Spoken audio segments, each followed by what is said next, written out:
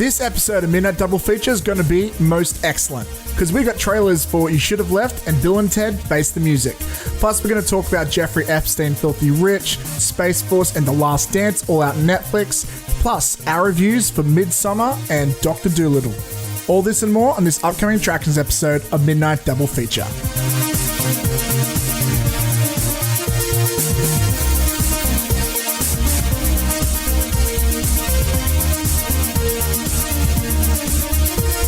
And we're back. I just accidentally said Dr. Dolittle when I meant Dolittle, but that's okay.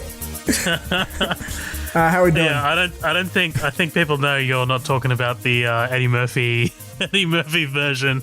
I wish I was. Honestly, I really wish I was. Oh God, is this a spoiler? This is a spoiler. You know what? I'm going to say this. Not as bad as most people say it is, but still bad. Okay, all right.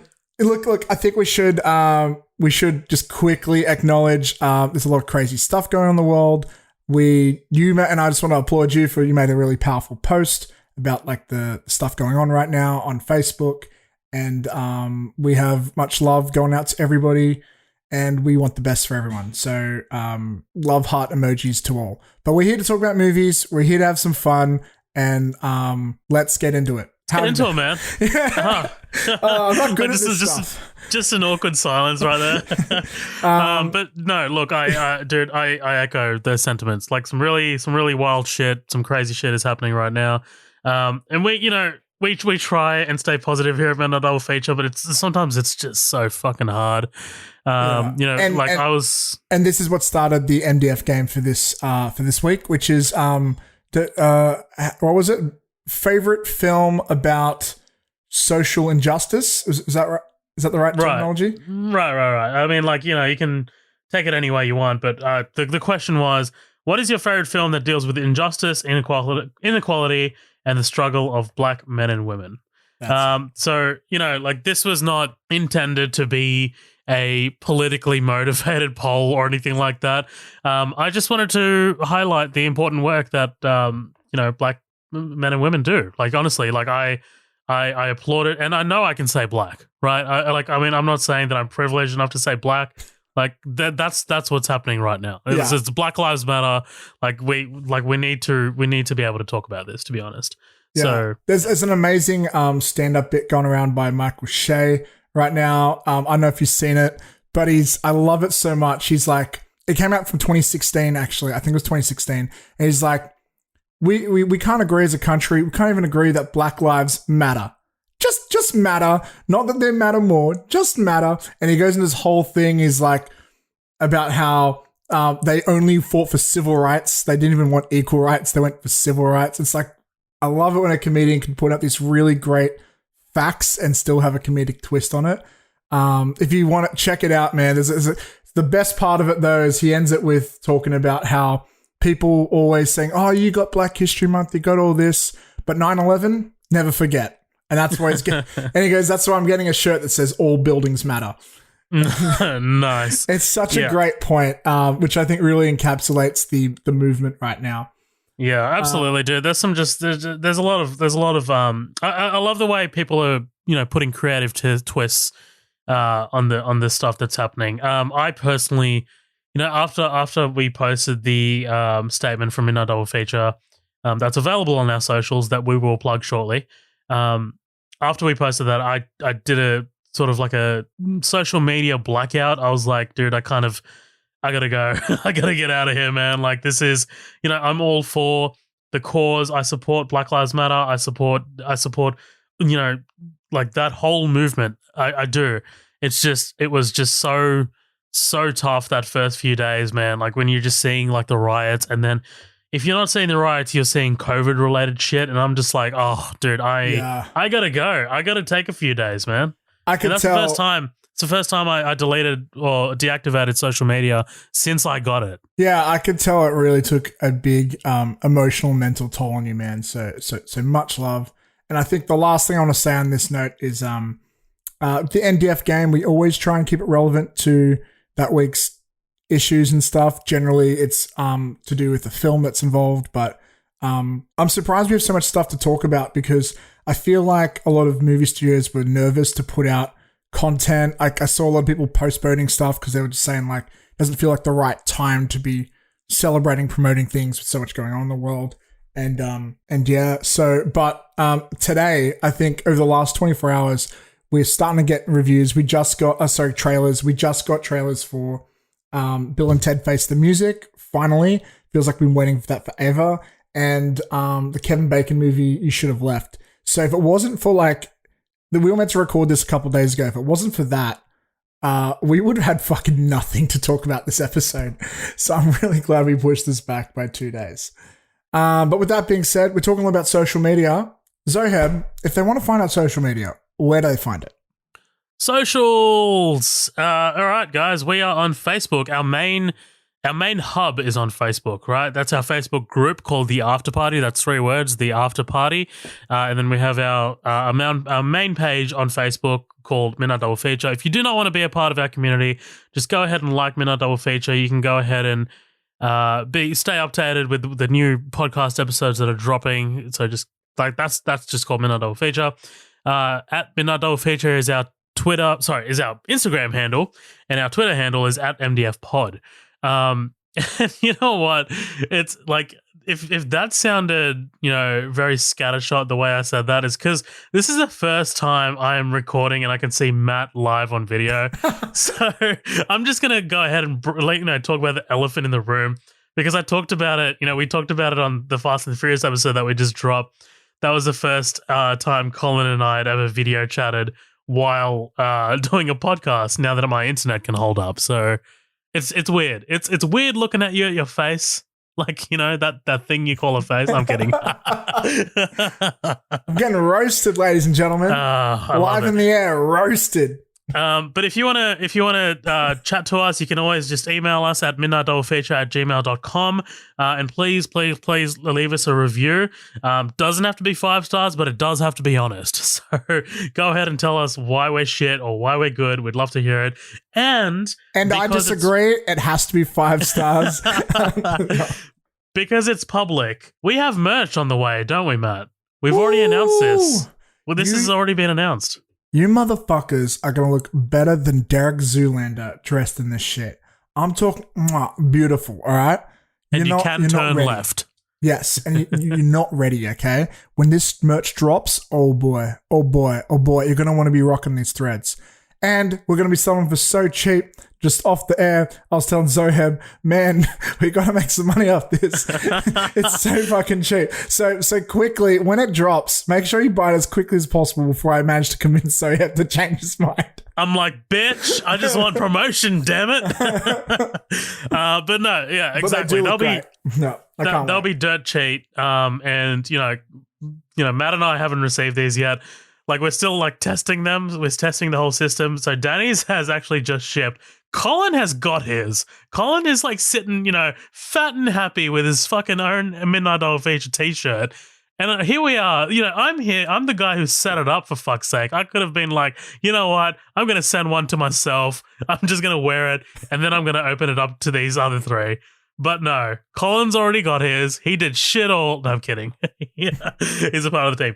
But anyway, man, I'm so keen to finally, hopefully, launch those shirts soon, and hopefully, see some of our community wearing them. Honestly, if you just even want to wear it once for a photo opportunity and then never wear it again, I'm more than happy for that. So. Yeah, we've in addition to that, don't want to say too much, but behind the scenes at Midnight Double Feature, we've been working pretty hard during this COVID period, doing a bunch of what we can, like recording Vault episodes, building other stuff for the future. Oh, what does he mean? Oh, we'll find out soon. And it's a really exciting time for us, I think. So I'm glad, really glad for everyone out there who's a part of this journey with us. And thank you for listening. I actually told you, I was like, you know what? Like, I come up with some of these ideas in the shower, and I get excited about them in the shower, and I'm just going to leave it right there. I'm going to leave it right there, listeners. This is right after Patrick misquoted. Sorry, he didn't misquote me. Quoted me in poor context there in the after party, quoting me from our I Am Legend episode where I'm talking about the dog dying, and I'm like, oh man, Oh, when that dog dies, it gets me just so hard. And he goes, and he's like, oh, you sick fuck. Dogs dying gets you hard. I'm like, no, man, context. Hey, man, whatever gets you going. And that's a little plug. Make sure you check out our feature presentation episode of I Am Legend. Boom! Cross promotion. Let's get into some new shit, shall we? Let's get into it. All right. So Netflix has been on a roll lately. We want to quickly talk about 3 things that have come out on Netflix. Zoheb saw The Last Dance, which I'm yet to see. Can't wait for it though. I've heard great things. I binged Space Force in the day it came out. I won't go into that too much detail, but I will give you some quick initial thoughts.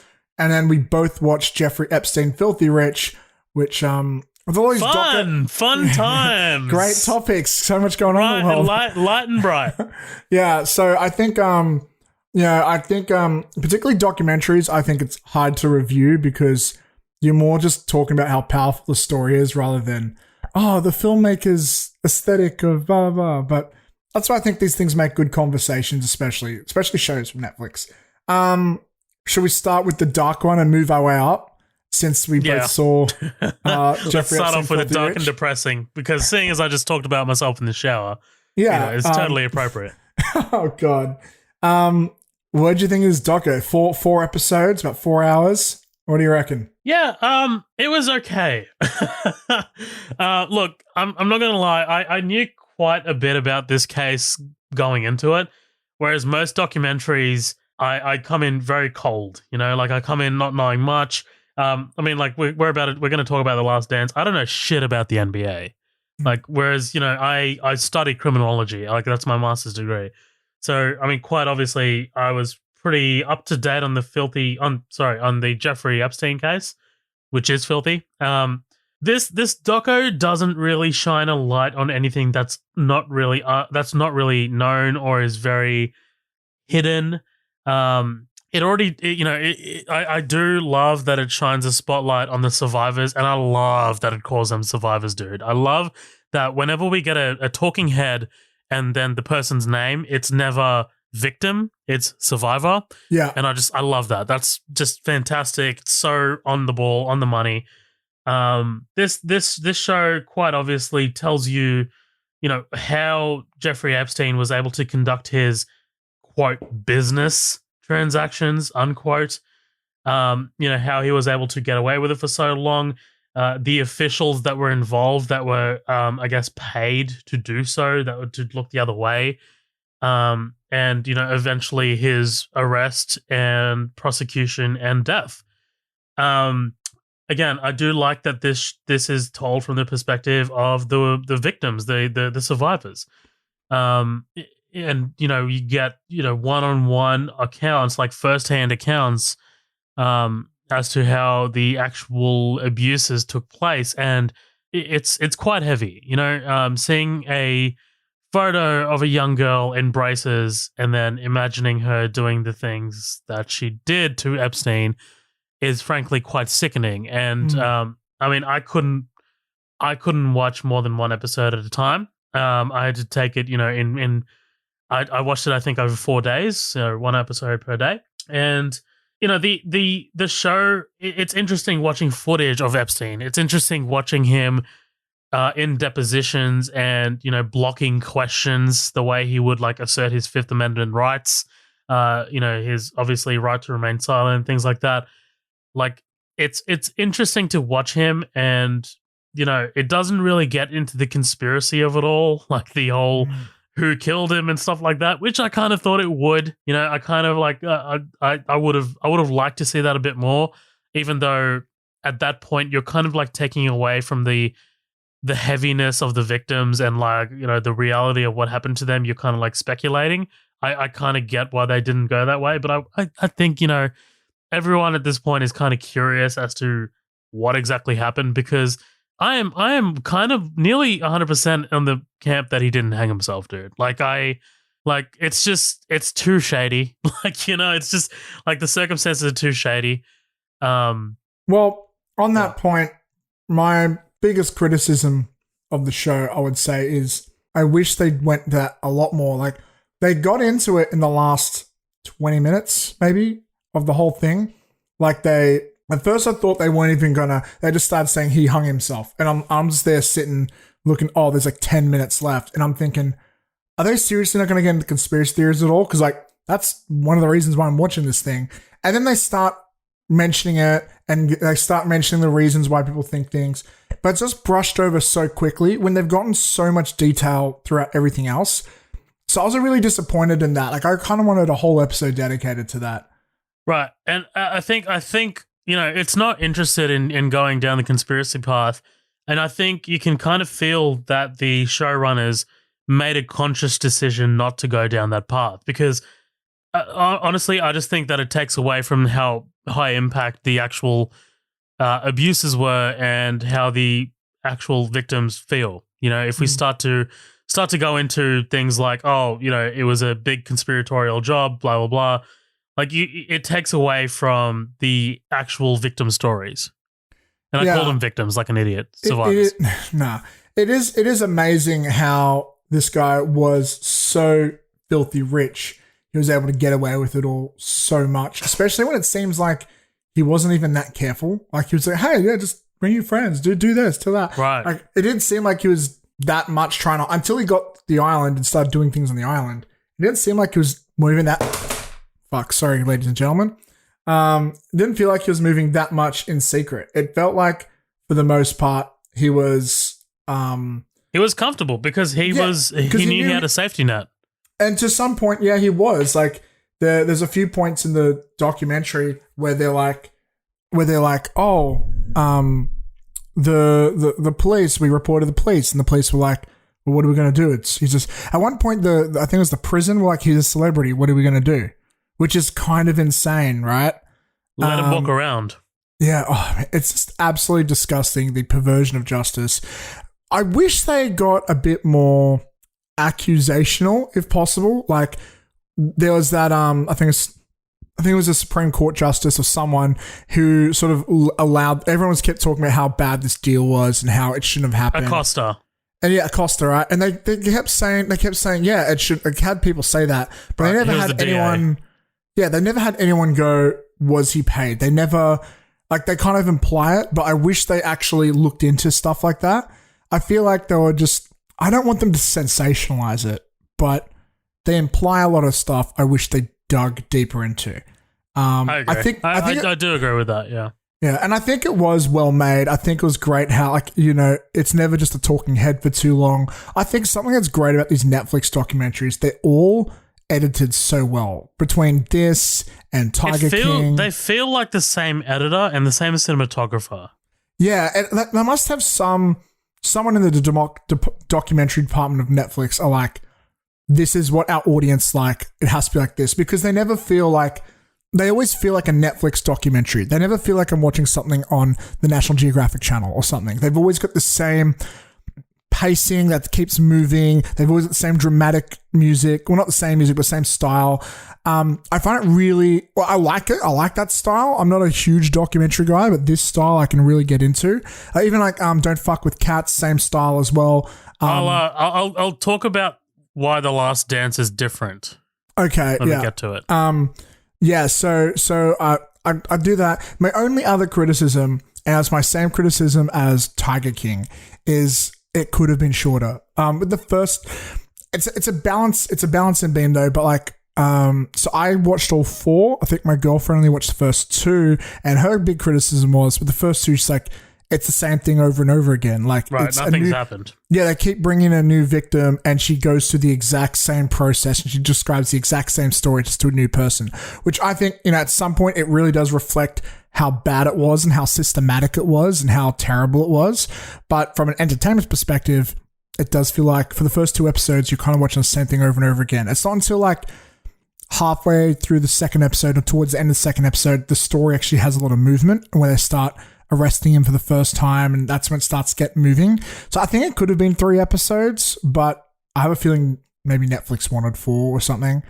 But I did enjoy this. It was interesting to watch. I just wish they, I don't know, maybe I'm just maybe it's because I'm like a fucking millennial, but I just wished for more of the crazy conspiracy type shit. I wish they got into more of that.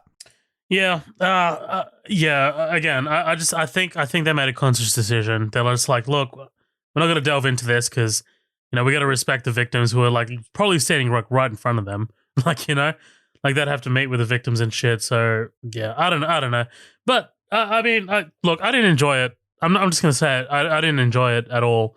I didn't really find it that informative, to be honest, because I knew most of it.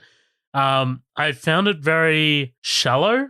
I think is the word that you were trying to get at, because they would bring up certain aspects about certain people, like certain police chiefs or certain district attorneys, and people who would look the other way. But again, they'd just be accusations, and then you kind of get like a title card at the end which says Ghislaine Maxwell does not whatever. They She deny doesn't agree this to these, or whatever. denies allegations. Acosta denies all allegations, blah, blah, blah. So, as a doco, I don't think it's complete, to be honest. I think maybe they kind of rushed it into production, if anything. Yeah. I did read, I saw this read somewhere, and I don't know if this implies anything, but I saw a website that referred to it as season 1, and I'm like, I don't think you can milk a second season out of this. It's a limited series. There's no season 1. Actually, we didn't discussing this, but I did read the other day. I don't know if you heard, Tiger King got announced as season 2. Did you hear that? No, what the fuck? So it's kind of a smart way to do a season 2. It's not even about Tiger King. It's about the Siegfried and Floyd situation. Yeah. And how they famously got in by tigers. I don't know how you can make a whole series out of that. I can see maybe a couple episodes, maybe.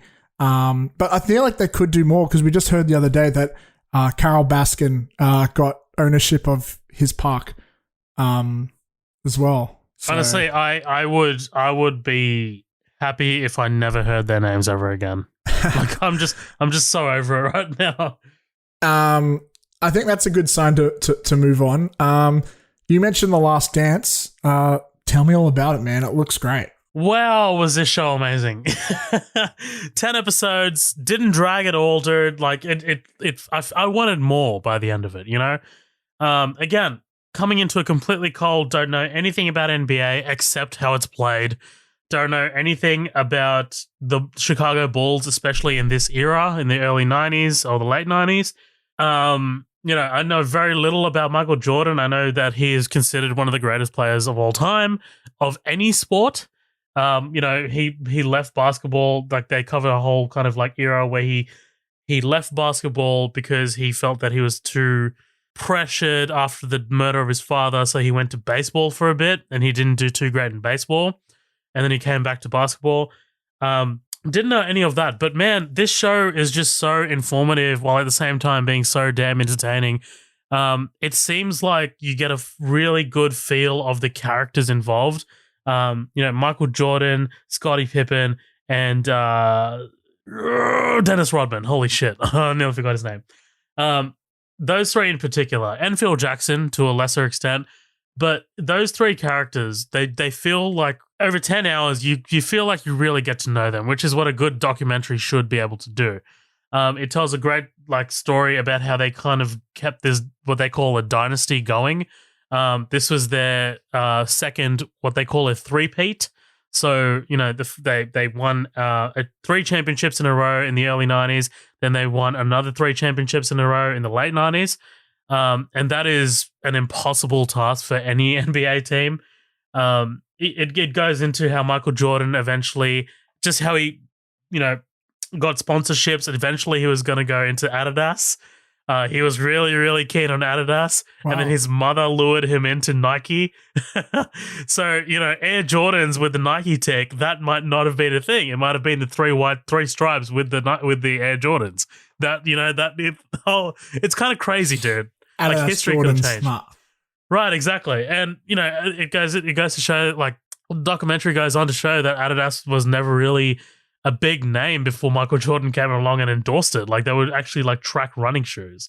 And it's just kind of crazy how that partnership worked. And then, it goes into how he ended up making Space Jam and how they used the green screen to make Space Jam and how they created a whole training facility at the Space Jam at 20th Century Fox Studios Warner Brothers Studios.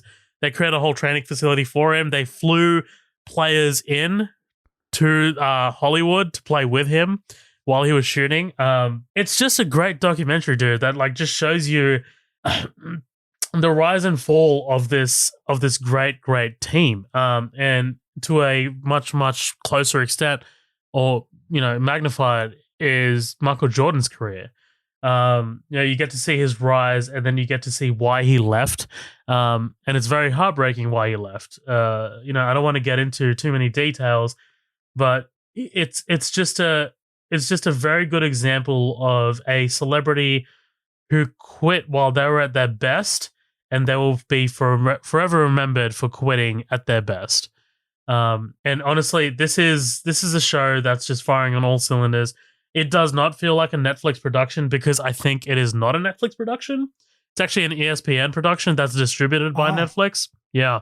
I heard the production company is owned by Michael Jordan as well. I don't know. Maybe that is. I remember talking about this on our last episode where we did talk about this. Probably. I didn't look into it that much. There might be some bias in there. I know we talked about bias, but I take documentaries kind of like with a grain of salt. I watch them and then I do further research if I need to. Right. So, I was just already kind of like enjoying it as it was going. But yeah, man, if anyone is slightly interested in Michael Jordan, or even slightly interested in the way a person is dedicated to becoming the best at what they do. I was actually listening to a podcast. It was a Joe Rogan podcast. Kevin Hart was on it very recently, and they were talking about The Last Dance. And Kevin Hart is just such a motivated person, dude. Like he's able to work just to the best of his ability, and he's able to. It's like he's a superhuman. And the way he would talk about Michael Jordan is like Michael Jordan is an alien. Like literally word for word, that's what he said. Michael Jordan is an alien who lives among us because he should not be able to do the things that he is able to do to the ability that he does. And it's like, honestly, that is just highlighted. Like the way you see this guy move on the court, the way he makes his shots, the way he jumps, the way he moves, the way he blocks. It's just, it's alien in nature. And how hard he works, it's just alien in nature. And that, honestly, that inspires me. That inspires me to be a better person. Like I'm sitting there on the couch watching The Last Dance, watching Michael Jordan do what he does. And I'm just like, oh, I feel like a fat, lazy asshole watching him. Like, But yeah, high recommend. One of the best things I've seen this year. Wow. For sure. The Last Dance. Wow. That's incredible. Okay. I'm definitely going to watch. I was going to watch it, but yeah. I'm just going to say live in the air. I'm a little distracted at the moment. I just turned up my someone's cat is going rushed to an emergency vet. So if I seem a bit off, that's damn. why. I just got these messages now, and I'm just like, okay, I am recording a podcast, but I hope this cat's okay. Dude, I've been wanting to watch that documentary for a while, so I can't wait to check it out. Yeah, I can't really say much else because I haven't seen it, but I do know Jordan is the GOAT. Gordon. That's Gordon. That's when he's trying Gordon to get Morton. somewhere in secret. Yeah. Oh man. All right, so I'll talk about one last show. Space Force. I won't say too much. There's not really much to spoil, but there are some minor things I will have to bring up, but I feel like no one will care, so let's get into it. A lot of people compare the show to The Office. Don't. I think it's more like... Before you do get into it, I feel like you hyped yourself up so much for this show. Like I was excited. Like I was like, Greg Daniels, Steve Carell. Okay, you know what? I'll check it out. And you were like so hyped. All systems go. You were like, this is gonna be my favorite thing on the planet. I am so keen for this show. There were signs, but I chose to ignore them. Because my I was so anticipated. And you know what? I thought the cast was amazing. And then, I think a day or two before it dropped, I found out there was a reoccurring character played by Chris Gethard, who I'm also a fan of. So I'm like, I just keep hiring all these people I love. What could possibly go wrong? Well, for starters, the script can go wrong.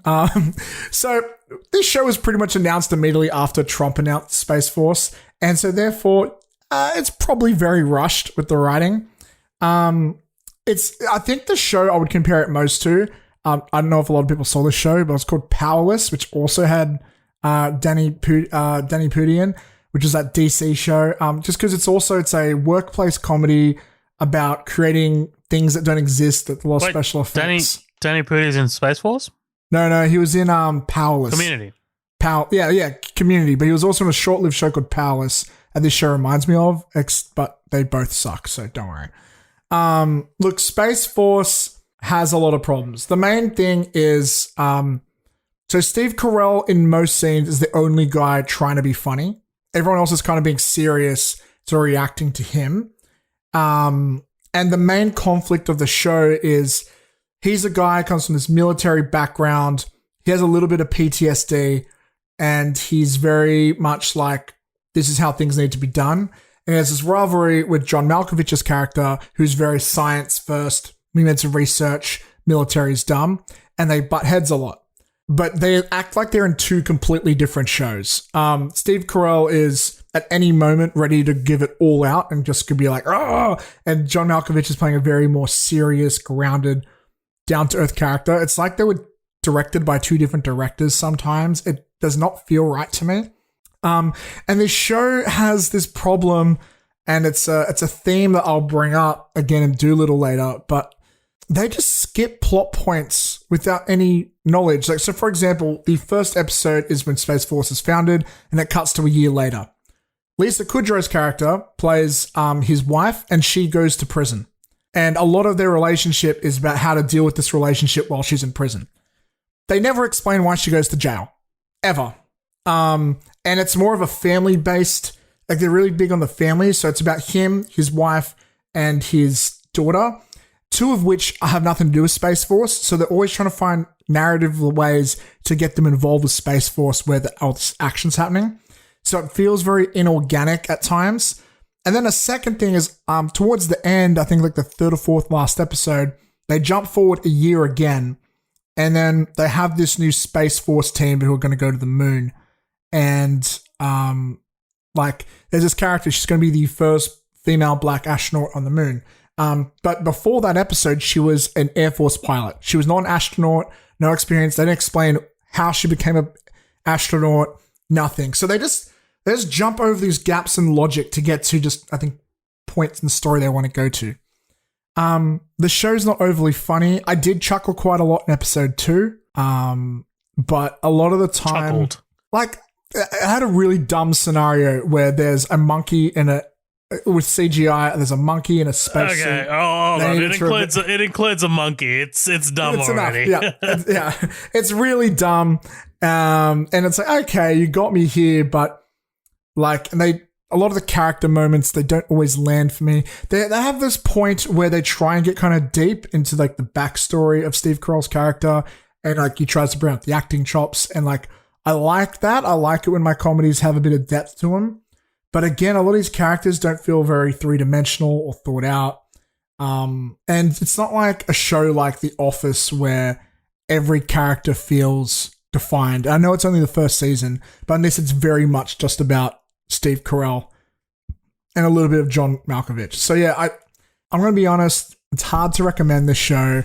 If you can't get enough of Steve Carell, look, Steve Carell is Steve Carell on this. So if you're a big fan of him, you might like it, and there are definitely moments where he shines, but it's not overly funny. The characters aren't overly interesting.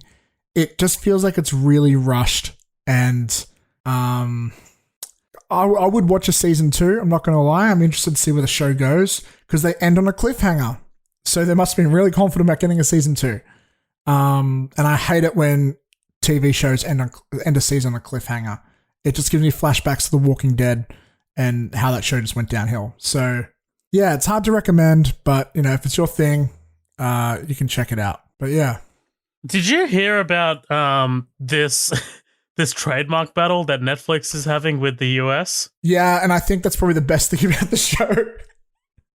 Yeah, it's dude, it's kind of wild, right? Like, I mean, like, according to the Hollywood Reporter, Netflix calls dibs on Space Force in Europe, Australia, Mexico, and, quote, elsewhere.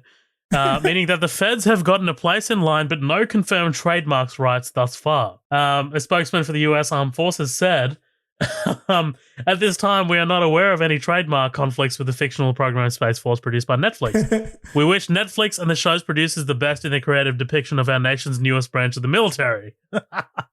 Dude, Wow. what the fuck? Like, okay, but hold on. So apparently it's not really a problem for the US because both organizations can kind of do their own things as long as they don't start, quote, trafficking in similar products, you know? A similar thing happened was something that got me really worried. So the reason I bought an Xbox 360 was because I thought the Super Nintendo you got to confuse with the sex box, right? You were trying to get a whole different thing. Yeah, trying to get a robot? Okay, cool. Yeah. The reason I bought Xbox 360 is because I heard a rumor that they were going to reboot the Super Nintendo game Killer Instinct on it. They didn't. They did it on the Xbox One. So therefore, I had to go out and buy an Xbox One as well because I was really obsessed. It was my favorite game as a kid. And that game almost didn't get made because the name Killer Instinct, there was also a movie on that and they had to sort of fight over the rights for it. And then it turns out they were like, okay, as long as the game doesn't imply that it's a movie or the game doesn't imply it's anything to do with this movie from like, I think the early 2000s or some shit, they were allowed to use the name. And apparently there's a whole legal thing of being like, oh, how are you using it? And I think it's the same thing. As long as the show doesn't claim to be an actual Space Force, it might be okay legally. Exactly. Like they get like Trump in there and being like, hey, we're really about to go to space on SpaceX. Actually, it's something I should mention. What's good about the show, because I think, while I'm not a fan of Trump, I do think some Trump jokes have been overused, and we're like 4 years in. They will refer to the president, and they will refer like, we don't know what the president wants or anything can happen in this administration, but they never go political. And again, I think it's because they're trying to be really safe. Yeah, it just sounds like a show that was kind of made to, you know, have a good jab or a dig at the Space Force. It's kind of too safe, right? Like that's what I'm hearing. Yeah, they hate dipping into themes and never going deep. So at times they're like, look how dumb the concept of a Space Force is. But they never really did get deep in that. Right, they never comment on it. Yeah. They also do something really early on, which I think might be a jab or something at Office fans, where you know how Steve Carell's character in The Office is very like, he's a little bit politically incorrect. He's trying to be a funny guy all the time. In this, he's kind of the opposite. He's kind of overly serious. But one of the first jokes he makes is he's like, there's a rival that he doesn't like, and the guy makes like a mean, snarky comment at him, and he goes, actually, it's 2020. That's not okay to say anymore or something. And that's got this straight up feeling like, oh, okay, you're telling me that this is not the same character. Okay. Which, and then he never brings that up again, which I don't know. Might be a thing. Maybe I'm looking too much into it. But yeah, this could be like an Emoji Movie situation where they just rush something out so they can own the rights to a name. Who knows? Or a Fantastic Four situation. Oh, God. I will bring up Fantastic Four. I'll bring up Fan Four Stick later in my Dolittle review. Oh, God. Yeah, there's a lot of comparisons I have to things that aren't good. But again, it's not that bad. We're cutting this podcast short. We're cutting this podcast short. Yeah. But let's move on. We've got some trailers to cover.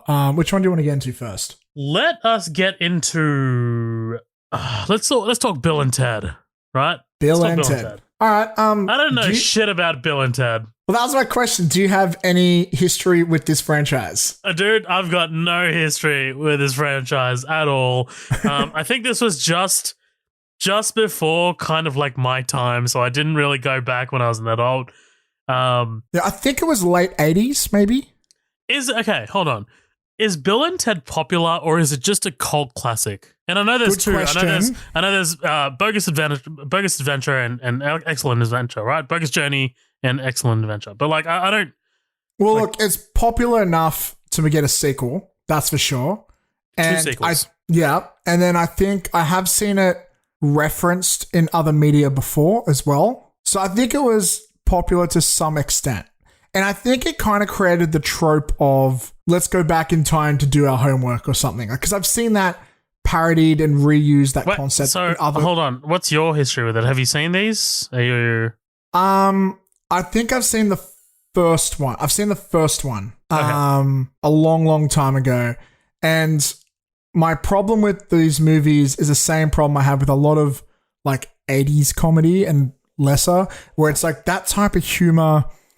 To me, it hasn't been funny since the 90s. Like even in the 90s, it wasn't funny. Where it's a lot of like weird, funny voices. It depends and how things old are you cool. were when you saw it. Like it's all very subjective, right? You could have been a kid because it's very popular, and I know it's got a very strong following. Like like both films were made for $30 million like combined, and they made $80 million combined. So yeah, like they were popular enough. Like I feel like they've had some sort of impact. It's clear, it's obvious they've had some sort of impact, and I wonder if a lot of the following now is retroactively, with especially Keanu Reeves getting so much more popular, because he just seems to keep re-energizing his career over and over again. I don't know many actors have a career like his, but yeah, I've never been a huge fan of this franchise, which leads me into my first point about this trailer. It looks very authentic and true to the original, but it doesn't, like, it's weird though, because it doesn't look like it's modernized itself in any way. It doesn't treat itself like a modern comedy. It's treating itself like an 80s comedy, like the way it seems to be written with jokes, the way it seems to be presented. And I'm just like, I think the old school fans are really going to like it. Don't know if this is going to be for me though. I don't think it's going to be for me either. I mean, this is being made 29 years after the sequel. 29 years, dude. Like, the first one is 1991. I mean, look, belated sequels, they don't generally tend to do well. And if they do, it's very, it's very rare. Like, you got a Mad Max kind of situation there. Yeah. But this, I don't know. Like, look, I have no connection to the originals at all. And the trailer really didn't do anything for me. I mean, I like William Sadler. Like, I know he plays the Grim Reaper. I love that actor. He's great.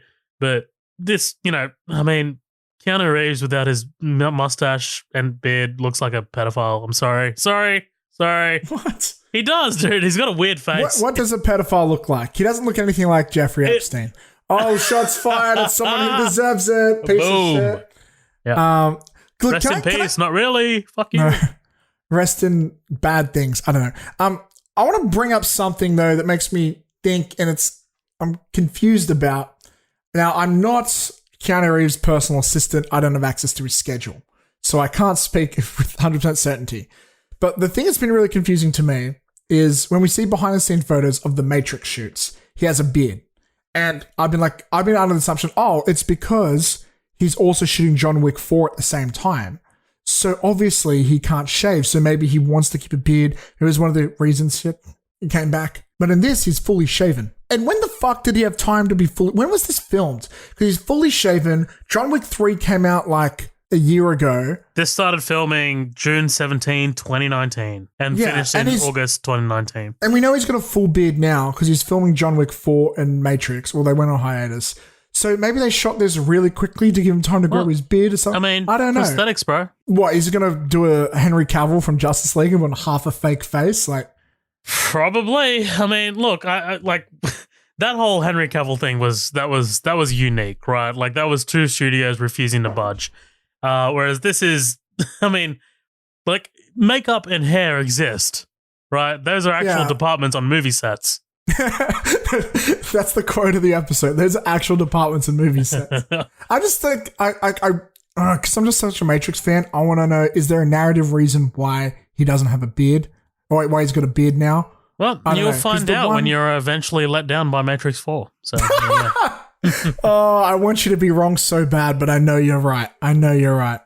I read another rumor today that that now he's no longer the one. He's got to find the new one, and now that's why he's dressed like a homeless So man. he's the two? What the fuck, dude? I don't understand. Or he's a rebooted version, so his aesthetic has to be different. But the whole point of the Matrix is that's your residual self-image, which cannot change, and I'll stop going on a tangent, but I love the Matrix so much, and I want that movie to be good. Let's not talk about Bill and Ted. let's just talk about it looks okay. Let's move on. It looks okay at best. Look, Sorry, Bill and Ted fans. Sorry, I'm happy for anyone who's a hardcore fan because it looks very true to the franchise. I will see it, but it looks like the same type of humor, and it's not really for me. But like, props to him, I guess. What's this next movie by Blumhouse with Kevin Bacon? It's You Should Have Left. Terrible name for a movie. But what do you think of the trailer? Surprised. You know, like, really well edited trailer. Like, I thought the same thing. I love how like the light flicks come with the from the producer of The Invisible Man. It's like, I thought it was really cool.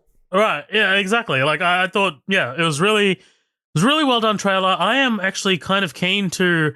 It looks like a really classic kind of like haunted house story.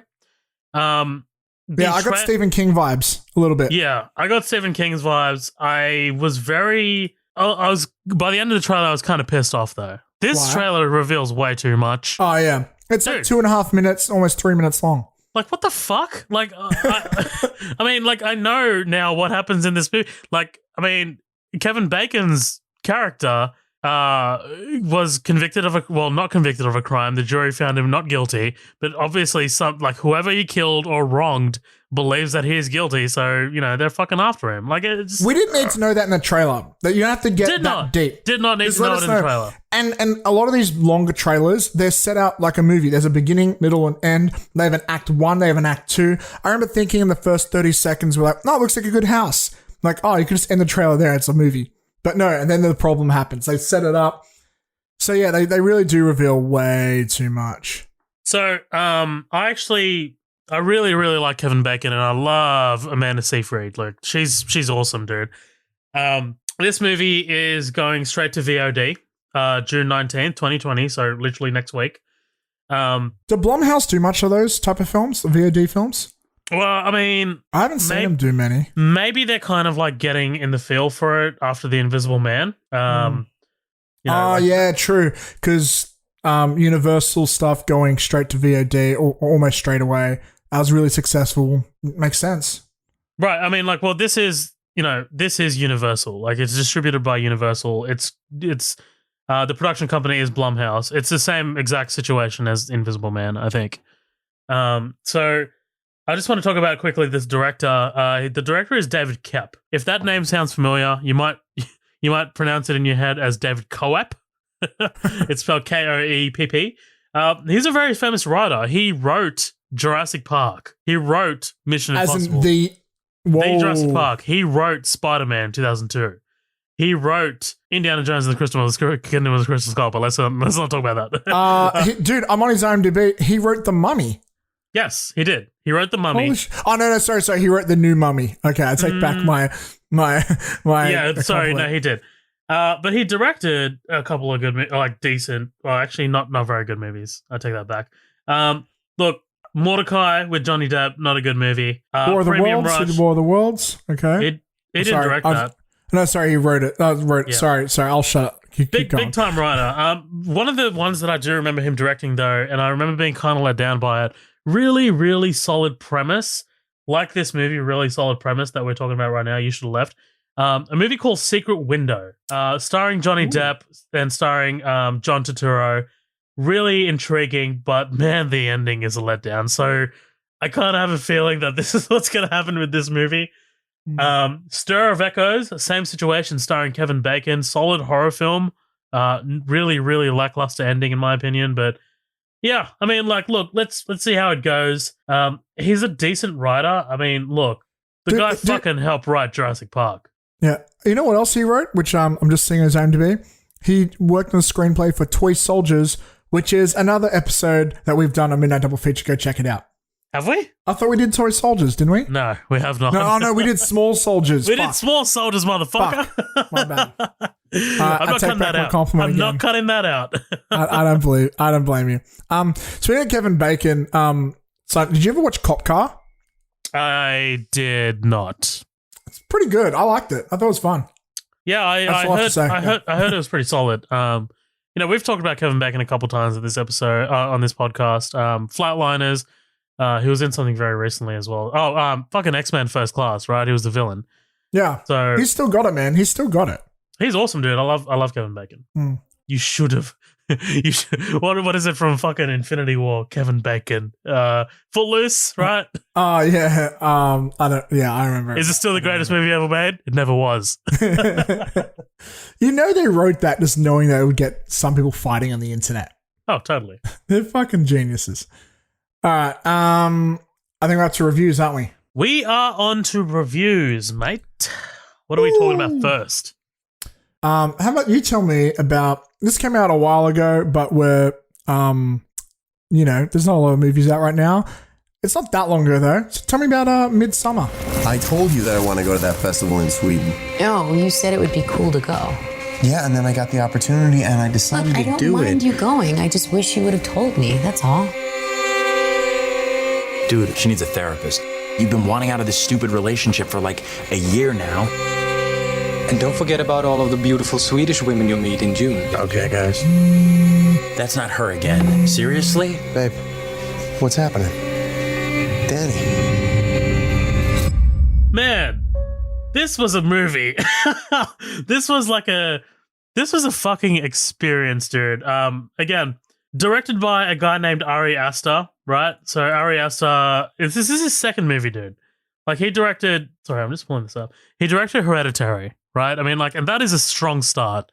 That is if that's your first movie coming out of the gate, like, forget what you think about the story. Like visually, it's an incredible looking film, extremely well acted. Toni Collette carries that movie on her back. I actually really like Hereditary. So I don't, but that's not maybe you guys will see it on the feed come Halloween, come October. We'll see how we go. I do have a couple of horror picks in mind that I know Colin would be really keen to cover on feature presentations. But look, Midsommar tells the same kind of story that Hereditary does in a very, very different way.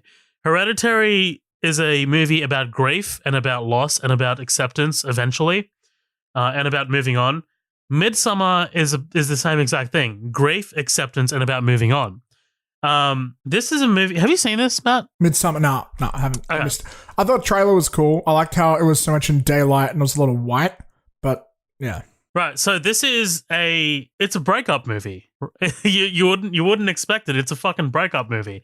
And look, I'm about to get into spoilers. Do you mind if I get into spoilers, or are you going to see this? Bro, we're spoiling this shit. I'm going to spoil Dolittle for you. Great, that's a big loss. The way this movie starts, dude, it starts with a horrific murder-suicide. The main character's sister, she's very depressed, and she says, "Look, I'm going to take mum and dad with me." So she takes her mother and her father and herself. She takes their lives very, very horrifically, but very bloodlessly. But very it sticks in your mind because Ari Aster is able to create this kind of sequence that's just so haunting and so visually striking that it's like, what the fuck is this? What I've never seen a murder like this on screen. It honestly sticks with you, dude. It's like, what the fuck? And like, dude, he takes time setting it up, like he takes his time. He's like, look, this is why I'm focusing on this, and here we go. Like, just stick with it. And that's when the movie hooks you, dude. I'm not even kidding. I watched this movie at 1:30. I started at 1:30 in the morning. And I was like, you know what? Let's just hit Amazon Prime. I'm going to check it out. I'm going to check it out an hour or so. Dude, I was up to like 4:30. This is a 2.5 hour film, and it casts a spell on you. It's like... It's so fantastical, but at the same time, it's just so luring. Like it lures you in. I don't even know where to go. Florence Pugh. I want to talk about Florence Pugh, who's the lead. She is super young. I think she's only like 23. She's going to be in Black Widow. She was the lead in Fighting with My Family. That's her. Oh, she was great. Yeah, that's her. She's dating Zach Braff. There's like a 25-year-old age gap there. So I don't really... What? Yeah, that's a thing, dude. JD from Scrubs. JD from Scrubs, that's it. Oh, man. Oh, what? Come on, bro. I know. Oh. She's incredible in this movie. Like, she kind of like turns in an Oscar-worthy performance. And this is a movie that I kind of needed some time after. I am so glad I haven't just like left left my TV and come to do this podcast because I'd have no words. I actually have no words right now, but I'd have less words if I did that in that case. I actually needed like a podcast to help me understand what this movie was about and the intricacies of it.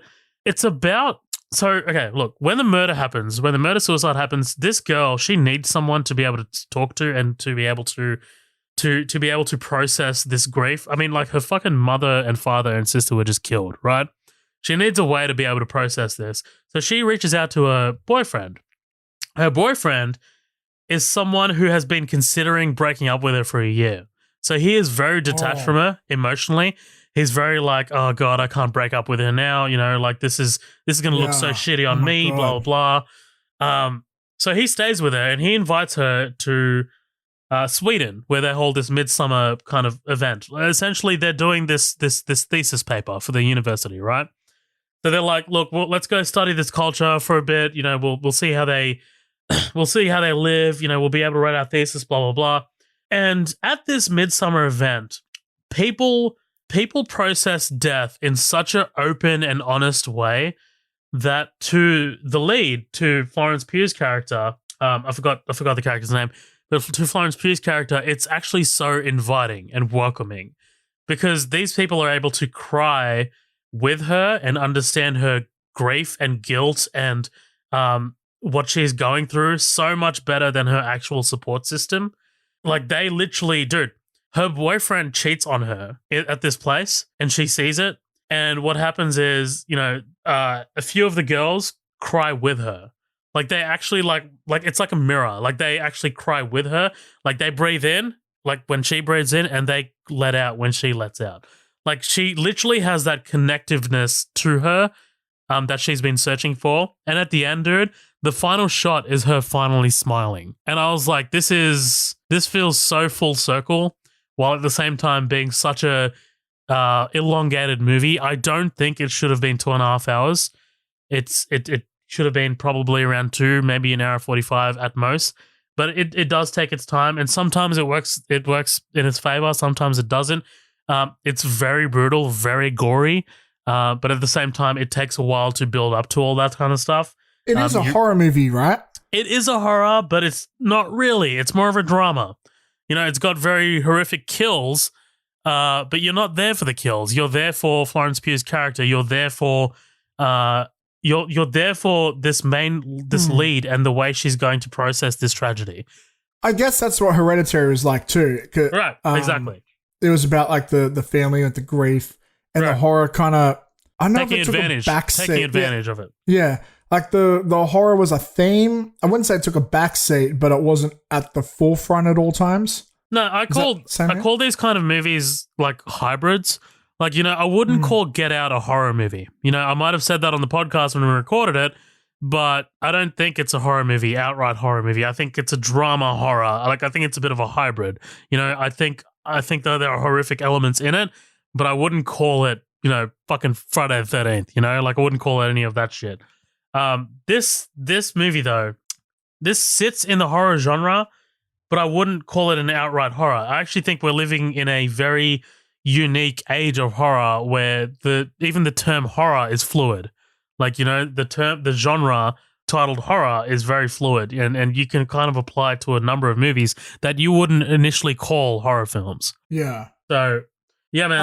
I know. I think like with horror, there are a lot of subcategories, like, psychological horror, like Friday the 13th obviously would be a slasher horror. I would call Hereditary a horror movie. 100% I'd call it a horror movie. I would. Would you say this is less of a horror movie than Hereditary? This is less of a horror movie than Hereditary. This has, kills and shit if you're there for that, but I'm going to tell you right now, if you are going for kills, you will be disappointed. Like, it's got some really brutal kills in it, some really creative ones too. Like, there is a guy, look up the Viking blood ritual, and that's all you need to know. I'm not telling you anything else. Okay. And you're fucking Googling it right now, I can tell. Viking. Look, I know our listeners right now, they want to look it up too, so I want to look it up with him. Viking blood ritual. Okay, ladies and gentlemen. Viking blot sacrifices, Norse rituals. It's also known as the blot, it looks like. There's a sacrifice in the North Pantheon. What is... Oh, fuck. So The look body up. is Viking. So look up Viking blood ritual and Oh just look shit! at the image. Oh, it's like he's tied up, kind of like in a crucifix sort of thing, but his Yeah. skin's put is ripped off his ribs But to the sort of way- give him butterfly wings. Right, in the a way they've done it is like they tear your ribs through your back. Except in this, you see how his lungs are kind of like his lungs are actually exposed. Yes. Except there's another wrinkle in this movie where the victim is actually alive. You see his lungs actually inflating. Oh, I'm sold. I want to see that fucking scene. Holy It's wild. shit. Yeah, it's wild. Yeah, man. If you're going for this for the kills again, you'll be disappointed because that's a very brief moment in a very long movie. You should be going. Sorry, I can't deal with this shit. Holy fuck. You should be going to see this movie because you're into the main character and you want to see her be able to process the grief. No, I'm going to see the Viking blood ritual. You're disappointed. Holy shit. Look, I mean, I think Hereditary is a 10 out of 10. I think that is almost a perfect movie, if not a perfect movie. And if Hereditary is a 10, then this is a 9. Okay, cool. I will have to check that out for sure. I was very iffy on that, but I'm sold off the Viking blood ritual alone. Holy fuck. It's pretty crazy. I'm going to talk to you about Dolittle. Why? Why are you going to talk to me about Dolittle? Red roses too. I see them bloom for me and you. And I think to myself, Are you Dr. Dolittle? It came out in January. I saw it at the drive-ins. I went to the drive-in cinema. They're open now. There's one right near where we live, and I wanted to see something new. And my girlfriend and I saw Dolittle. She was like, "There's talking animals. How bad could it be?" And you know what? For what it sets out to do, it is not that bad. It just makes one bad sin around the midpoint, which is what makes it shoot down all the way down for me.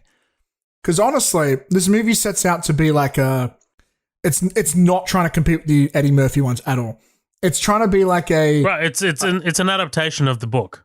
Apparently, I never knew there was a book, to be honest, until like before going in. But it feels it's like an family friendly adventure, a fantasy adventure. It's got more in line with Pirates of the Caribbean than Dr. Dolittle. It's this interesting character. He sits out on a journey on a boat to retrieve a generic MacGuffin from the island of Eden or some shit that no one knows exists with a bunch of talking animals, and adventure happens. So what goes wrong? Well, first of all, here's a small thing that may be a problem for some people. It was a little bit of a problem for me, but not huge.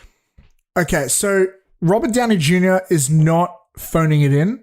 He is, being himself, but he's making some choices, and some of them are swings and misses. So he's got this very bizarre haircut, and he's speaking this English accent, it's very much like Doc from Back to the Future at times. Marty! Mixed with like an English sort of element.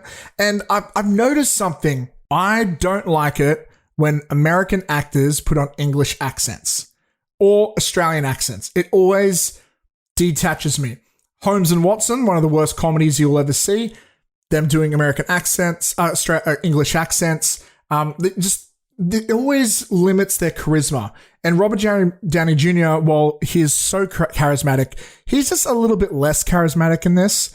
And I think it's the accent, honestly. I don't mind it when English actors do accents, like Benedict Cumberbatch as Doctor Strange. You're okay. I mean, look, Downey's done some pretty good and impressive English accents before. He did it in Sherlock Holmes, right? Actually, yeah, good point. He was a lot better in Sherlock Holmes than he was in this, to be honest. But that being said, he's making some choices, and I imagine shooting was very difficult because, as you might have heard, the director apparently did not get along with the animators, and you can tell where the problems happened later on, which I am going to get to. Actually, I'm going to get to it right now.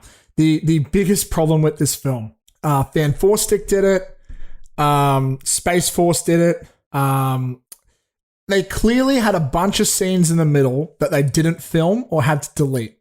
And so they explain a bunch of shit through narration and they drop you into a scene and it makes no fucking sense.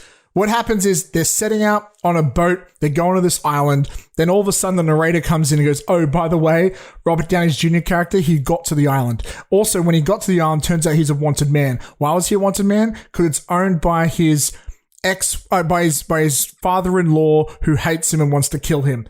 And they have to break into this building to get the thing and go. And then they drop you right into a scene where they're halfway through breaking into this castle and then negotiating with a dragonfly who was played by Jason Mantzoukas, which caught me off guard because I fucking love him. And he's negotiating, but we didn't know. We never got any introduction to his character. He just appears there and he's negotiating with some ants for like a key or something. To get this sounds so bad. And it's a kids movie. I think it's like rated G, right? And like Robert Downey Jr. is like sliding over sugar cubes. He's like, what if I give you 2 sugar cubes? But I'm just like, wait, what the fuck is happening? Why is he a wanted man? I didn't know he had a father-in-law. Like, I haven't even seen him yet. They're hiding from someone we haven't met. When did they get to this island? When did they get into this castle? Why are they trying to break into the castle? We just knew they had to get to the island. And clearly, it just feels like there was about 4 or 5 scenes, maybe more, that just got cut out for some reason. And they just put in some narration to stitch over it. And that is a fucking gigantic sin. It is really bad. And for like the next 20 minutes, I'm just there like, wait, who's this character? How did this person get here? At one point, there's this character who's like a prisoner. I'm like, when did they get captured? Like, I didn't remember seeing this shit. And it was pretty bad. But besides that, like, you know, there's some decent animal puns in this, and I like my animal puns. The CGI is acceptable for the most part. There's a couple moments it's like, but it's not overly bad. There's a polar bear that wears a beanie because it doesn't like the cold, which my girlfriend thought was the cutest thing ever. Tom Holland makes sense as a cute dog because he's just a lovable, cheery guy. And like the script is overly generic. We've seen a million stories like this. And I feel like they were trying to make a franchise here that had a lot of potential, but they clearly got fucked in the production process. But all the voice actors are great. I believe, I could be mistaken, but I think Octavia Spencer. I think she plays a goose, I think, or something. I think she was a standout. I should Google this right now.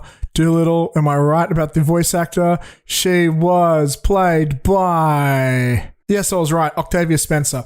I thought she was particularly good. Oh shit, John Cena was in this? Oh, that was John Cena. Dude, you're killing me. Sorry. I'm so sorry, guys. Yeah, but yeah, look, it was okay. It was, I think it got a lot more shit than it deserved. I'm not saying it was good. I'm giving it a 5 out of 10. It's pretty high still. I'm giving it 4 out of 10. I'm changing my mind. It's pretty high still. 4 out of 10, which I think is almost acceptable. And I think if you got kids, they will like it and they will get by it because there's enough silly gags here and there. There's enough slapstick, which isn't cringy slapstick. It's like acceptable enough for a kid's film. And it's got like talking animals and shit. And Robert Downey Jr. is doing an okay performance. Look, by other actors, I'd say it's great, but Robert Downey Jr. is capable of a lot more. And I really admire him for doing these choices because a lot of actors on his pedigree will just dive into their own brand and they don't really act. They don't do accents much. They don't really change up their image too much. But this guy, like, he actually made some choices as an actor and while they're not all like a land, I can appreciate that. But yeah, like if you're not into kids movies, obviously don't watch this fucking movie. But it's like, hold on though. Like, so you're saying it's a kids movie. And like, look, I hate to sound like a dick, but I am one of those people who are like, we need better quality films for our kids. Like, dude, if you're shoveling shit at them like fucking Dolittle and the Emoji Movie, then fuck your kid. I'm sorry. Like, see ya. Like, don't be my kid's friend. But here's the thing, right? This is why I think it's important to try and give a good lens on these type of movies because we just assumed Dolittle was shit because the media told us it was. And a lot of them are just trying to get headlines. A lot of them are just out there trying to like, and that's how you get this bandwagon mentality. So I want to give films like this a chance. Now, I haven't seen the Emoji Movie. I'm guessing you haven't either, but we just assume it's shit because we're told it's shit. Well, I mean, I'm going off the footage I've seen. I'm going off the stuff I've read. I'm going off reviews. I don't know. I'm kind of like, no. I'm not saying it's shit. I'm just saying, by all accounts, it's shit. So I'm just saying, like, we shouldn't really give them a pass. Like, I'm not going to give you a higher score because you're a kids movie. Oh yeah, of course not. I'm comparing it to other kids' films. Still, it's a 4 out of 10. Okay, cool. I think. Well, like if you're comparing it to the Lego Movie or like Coco. Like, the Lego Movie is fucking amazing. I watched Coco again the other day and I cried. Oh, by the way, I saw another movie yesterday. I cried like a little bitch. Have you seen Red Dog? Yeah, I have, of course. It's oh my God. Australian one of the classic. best Australian movies ever. I never saw it. Yeah, I'm told that's even sadder, but I cried so fucking hard, dude. Yeah, because they had a dog and you got hard, right? No, I didn't. It was hard to watch because I was crying. Fuck you. Yeah, but yeah, look, Dolittle, I think could have been a lot higher if it wasn't for this random stitching Frankensteining in the middle of it. Because when they're setting out scenes like, oh, I know this trope, and they're doing it well to an extent. A lot of the jokes I'm not cringing at. It's kind of poorly put together at parts, and they're not landing certain things. So it's not a 0 out of 10. Look, I haven't seen Cats either. I'm assuming Cats is shit. And I would not put this up with any Pixar film. And Disney are capable of better. But it was okay. And look, I shouldn't have to defend a 4 out of 10. I'm just overdoing it. But yeah, 4 out of 10. But it's not the worst thing ever if your kid watches it. Cool. The end. And we've got one more thing before we wrap up today. The MDF Game. What was that question again? Why don't you lay it on us? Dude, this MDF game was a doozy. I initially had another question that I don't know. I think we both weren't really feeling, so I changed it up. And the question is, what is your favorite film that deals with injustice, inequality, and the struggle of black men and women? It's a very loaded question. It's a very heavy question, but I am so happy with the response that we received from the after party. If you do want to be involved in the MDF games, we always do a poll in the after party, which is our Facebook group. That's where everyone gets together and talks everything. And man, we got a good turnout for this MDF game. What Matt? We all right. So we had a choice. We each picked one each. It was a really tough pick because it was really broad. It's a very broad question. Okay, look, you know what? Actually, we have to guess, don't we? So I'm gonna guess yours. You need to give me a hint though. This is way too broad. You know mine. Broad, you'll know. You know mine. You know what I'm gonna pick. It's not surprising. Do I? It's. I think there's. If you look at the list you put up, it's one of two. I think there are two obvious ones I'll pick, and you've heard me praise it before. I think you're gonna guess mine very easily. I think is it you're Black Panther? No, come on. It's the other one. If it's not one, it's the other. What's the other one I would have picked? Dude, it's Get Out. It's fucking Get Out. It's Get Out, right? Like I was How's like, it not Get Out? Look, I'll be honest. I haven't seen a lot of these films here. There's a few, but Get Out is what is great about it is how accessible they make the microaggressions, the conversation, the very difficult conversation. They make it very accessible, and I think they're really smart by the way that they get. I think non-African Americans can start to understand where they're coming from. Like it's a great way of trying to show you, oh, this is their experience without going to the typical ways that would be expressed through cinema. You know, and so by seeing that, and also like sort of like hoodwinking you with a bit, or by going, oh, it's a horror, but they tie those themes so creatively and intelligently into horror tropes. It's kind of, like that movie's a masterpiece. It really is, and they take these moments and experiences that I'm sure many black people face, and they put a supernatural twist on it. Which I think really adds like the cinematic value of it all, and it's really entertaining, but it's really easy to understand the situation they're in as well from and while they're still being creative, it just feels so innovative in every way, and it's one of those ideas too where it seems so obvious and simple. You go, fuck, why not think of that?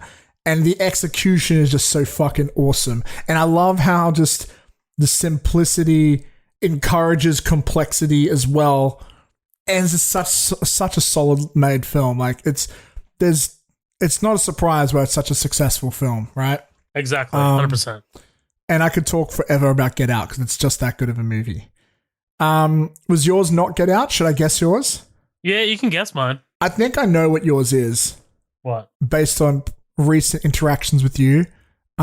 Is it Just Mercy? It's not Just Mercy. Okay, what is it? It's also Get Out. oh, okay. Yeah, Damn. It's also Get Out. I mean, look, I think there's a clear best pick here. Like, if the question was, what is the best film that deals with injustice, inequality, and the struggle of black men and women, I think it's the poll winner. I think it's To Kill a Mockingbird. Like, I honestly don't think, like, I think there's no film that argues or has the conversation as good as To Kill a Mockingbird, which is also a great book, by the way, by Harper Lee. Spike Lee's... Can you refresh my memory with To Kill a Mockingbird? Because I think I've seen it, but I'm not sure if it is the film I think it is. So there's a scene in the climax. Tell me if this is the film. Where in the climax, there's a court case, and the lawyer's like, imagine this was done to this girl. She was raped, beaten, blah, blah, blah. Right. And then he goes, now imagine she was white. And then, like, the whole mood of the room changes. Is that To Kill a Mockingbird? I believe so. I can't remember the ending, but I believe so. Like, it is a I remember case. I was very little, and I saw that scene on TV, and that was like, I was like, wow. Yeah. And I can't remember what film it was, but I think it was one of the first, like, films I saw as a kid where it wasn't, like, explosion, crazy stuff. And, yeah. I saw it. I remember seeing it at home. It was on TV on Channel 9 or some shit. And I remember going, oh, wow, like, films can make you think things. Like, I didn't really think that was a thing at the time. Like, you know? I believe that was To Kill a Mockingbird. I'm not sure. Right. I mean, that sounds like it. I mean, it's about a lawyer who defends a black guy against an undeserved rape charge, right? Yeah. Like they're all thinking that that's the first time I heard of the word chifforobe. I had no idea what the fuck a chifforobe was. Turns out it's a wardrobe. It's a wardrobe. Oh. And I was like, oh, okay. Don't even know what the fuck that is. But yeah, man, I think that might be the best, like objectively. And very close is Do the Right Thing. Spike Lee's Do the Right Thing. Yeah, but my choice is Get Out, dude. Like this is a clear favorite. Very like for the reasons that you said. I'm not gonna like harp on too long about it. With a close second, honestly, Watchmen, the movie Watchmen. Sorry, the TV show Watchmen, created by Damon Lindelof. That has some really solid expressions of what they're going for, and a very, really strange but intimate look at the conversation that's being had right now. And Lindelof was very careful about who he put on the staff writing job. Like on the, I want a half black, half white writer's room, and I wanted to feel authentic as fuck. Can you fill me in on, because I haven't seen the show, just the movie, how does it dive into those themes? You've seen the whole series, right? I have, yeah. Yeah, how does it dive into those themes? Well, you're going to have to listen to the special feature episode that we did. No, I'm kidding. But no, so, man, like, the theme of race encompasses the whole show, so I can't get into it as succinctly as I want to. But the lead is a character named Angela Abar. She is the granddaughter of a superhero. Not a superhero, just a hero. Like, he's got normal powers and shit. Who grew up in the 30s and 40s. I think it was the 30s and 40s, but it was, olden days. It was actually black and white. There's a whole episode dedicated to it. And you see him coming up in the ranks as a policeman, but the whole time he's kind of like being beaten down because of his color. Like he thinks, oh, look, I'm a cop, like we're all equals, but that's not the case. He's being beaten down by his fellow police officers. And like there's a whole situation where he walks past a mugging, and I believe the mugging was perpetrated by cops. I can't remember fully, but I think there was cops who were beating on a black lady. So what this guy did was, I'm going to put on a mask, and he puts on the mask that he eventually dons as a hero, right? He says, I have to literally hide my identity to save this other person who's my skin color. Wow. And it's just it's powerful, dude. Like that's one episode that I remember very, very clearly, but the whole show delves into racism. It not only gets into that, it gets into Vietnamese as well. Like it's mostly about the plight of black men and women. But it's just so cleverly done. I'm actually gonna buy the show. It just came out actually on streaming. So I'm actually gonna buy it and go through it again because I just thought it was absolutely incredible. Yeah, so look, Just Mercy is an incredible film as well that came out this year. That was made free to stream, I think, for a limited time, and so was Selma. Fruitvale Station is also another solid movie directed by Ryan Coogler, who directed Black Panther, and also another great, race relations film, that's disguised as a superhero film. Malcolm X is a huge film, dude. Like, I was surprised that didn't get any votes. The voting went To Kill a Mockingbird, number 1, Do the Right Thing, and Get Out tied for 2nd.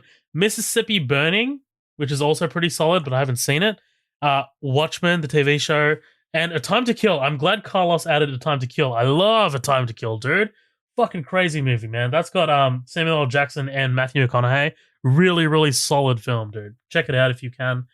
I put The Wire in there. Like, that was a bit of a curveball. It's not really, there are a couple of black leads, but they don't really delve into the whole race relations thing.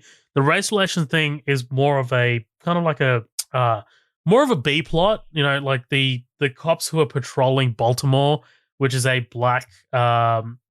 primarily black city, who, you see these kids who are raised by African American parents who kind of go through the whole drug addict thing, and then the kids become, it's all cyclical, like they start selling drugs and then they become drug addicts themselves. It's a whole thing, and I haven't seen a show that's able to describe that as well as The Wire. So yeah, I put The Wire in there for sure.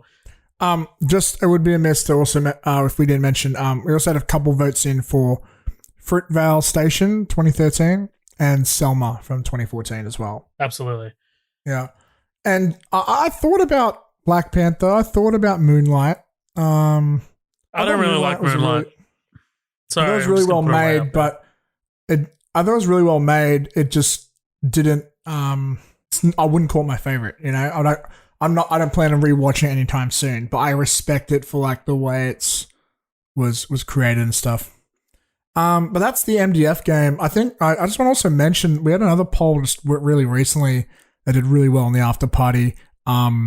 Literally just the other day, celebrating Natalie Portman's birthday. Talking about her favorite performances, and oh man, I've never seen Leon the Professional, but that won by a landslide. Although you've never seen Leon the Professional? I feel like you dig Leon. Yeah, I don't think I've even seen a trailer for it, to be honest. But yeah, Leon the Professional won by pretty much by a lot. But V for Vendetta and Annihilation were up there, along with Star Wars. Surprised Black Swan didn't get higher. Yeah. And I really need to watch Vox Lux. I don't know why I never saw that. I really wanted to see it. But yeah, I think that kind of wraps up today's episode, doesn't it? Yes, it does, dude. Get us out of here. I'm fucking hungry. Okay, this is Midnight Double Feature. This is the upcoming Attractions episode where we cover news, reviews, and more. If you want to see us break down your favorite movies bit by bit, make sure you check out one of our feature presentation episodes. We've loved hanging out with you guys. Follow us on social media. Please give us a 5-star review on iTunes, and be sure to follow our social media, particularly Facebook and Instagram, over the next few weeks or so, because we're probably going to be announcing something real soon and revealing some stuff, which should be really exciting. Thank you for hanging out with us. We love hanging out with you. I'm Matt. That's Zoheb. Laters.